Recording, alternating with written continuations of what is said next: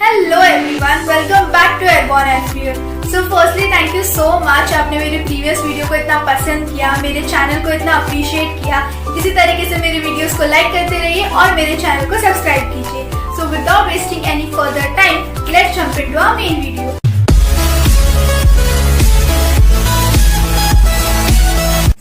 हमने आपकी जॉब, आपके एयर होस्टेस के जॉब और कैबिन क्रू की जॉब के बारे में डिटेल प्रोसेस देख लिया।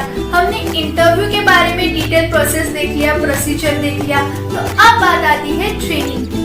मैं आपको ट्रेनिंग के बारे में कुछ डिटेल इंफॉर्मेशन बताऊं उससे पहले मैं आप सबका सबसे बड़ा डाउट क्लियर करना चाहती हूँ। तो वो डाउट ये है, अगर मैं एक एग्जाम्पल ले लूँ तो फ्रैंकफिन इंस्टीट्यूट की ट्रेनिंग और एयर इंडिया की ट्रेनिंग सेम होती है, लेकिन मैं आपको बता दूं आप गलत हो, ऐसा नहीं होता। एयरलाइन की ट्रेनिंग में और इंस्टीट्यूट की ट्रेनिंग में जमीन आसमान का फर्क है। लेकिन अब आपको टेंशन लेने की बिल्कुल जरूरत नहीं है, क्योंकि मैं आपके लिए वीडियो लेके आई हूँ जहाँ पे मैं आपके ये सारे डाउट्स क्लियर करूंगी। उसके साथ मैं आपको डिफरेंसेस भी बताऊंगी कि एयरलाइन की ट्रेनिंग में और एक इंस्टीट्यूट की ट्रेनिंग में क्या फर्क होता है। तो आइए देखते हैं। सो पॉइंट नंबर 1, आपकी जो इंस्टीट्यूट की ट्रेनिंग है वो आप पे फोकस करती है, आपके पर्सनालिटी डेवलपमेंट में फोकस करती है।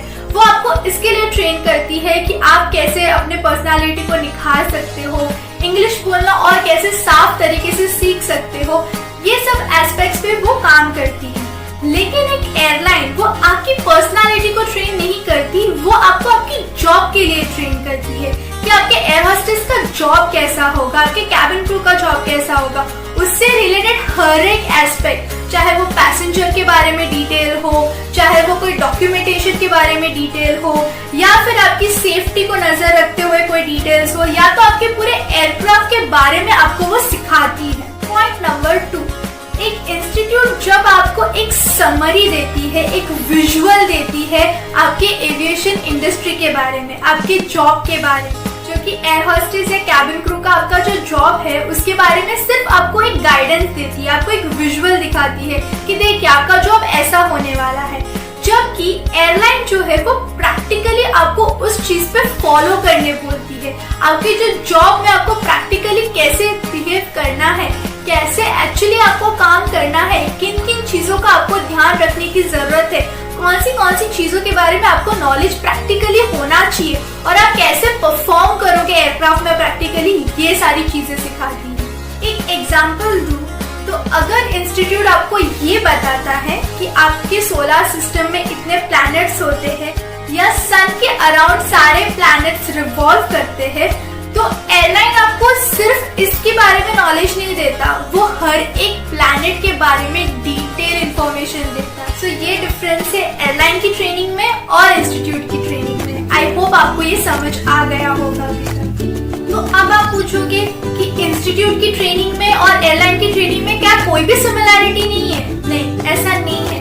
कुछ सिमिलैरिटी है, जैसे कि आपके ग्रूमिंग को लेके, आपको कैसे तैयार होना है, आपको वेल ग्रूम कैसे रहना है, ये आपको दोनों भी जगह पे सिखाया जाएगा। लेकिन इंस्टीट्यूट में अपने तरीके से सिखाएंगे, एयरलाइन में एकदम ही डिफरेंट तरीके से सिखाएंगे। देखा, यहाँ पे भी आ गया डिफरेंस। जहाँ पे इंस्टीट्यूट में वो आपको एविएशन के बारे में नॉलेज तो देंगे कि हाँ एविएशन इंडस्ट्री ऐसे होती है, ऐसे काम करती है, लेकिन यहाँ पे जो आपकी एयरलाइन है वो आपको ड्रीम लैंड से हटाकर रियलिटी में पटक देगी।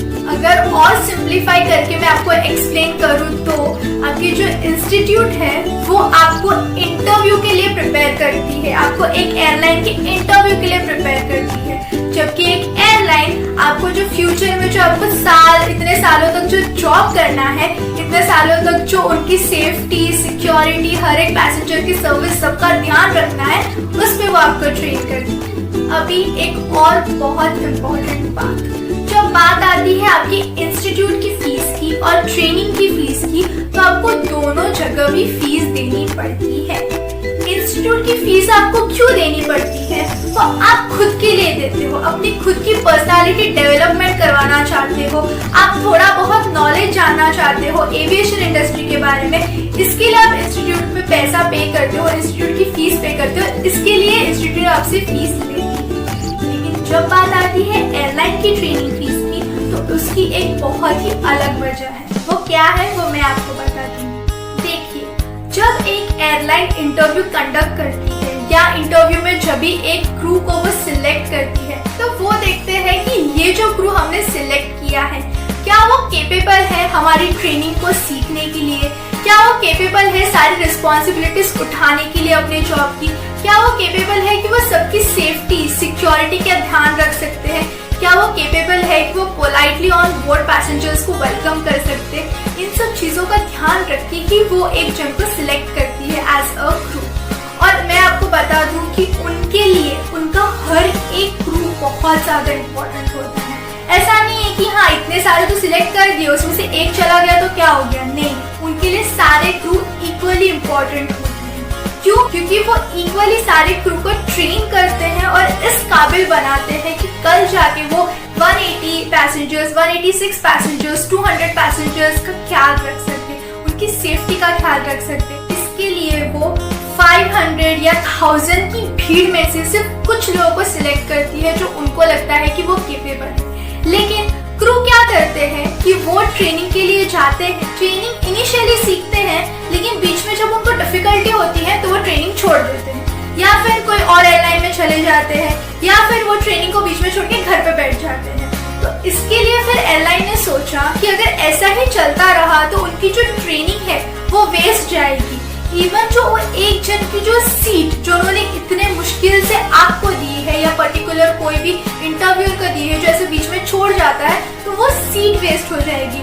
उनकी सारी मेहनत, उनकी सारी ट्रेनिंग, उनके सारे जो भी उनको नॉलेज अपने क्रू को देना रहता है वो सारा वेस्ट हो जाता है।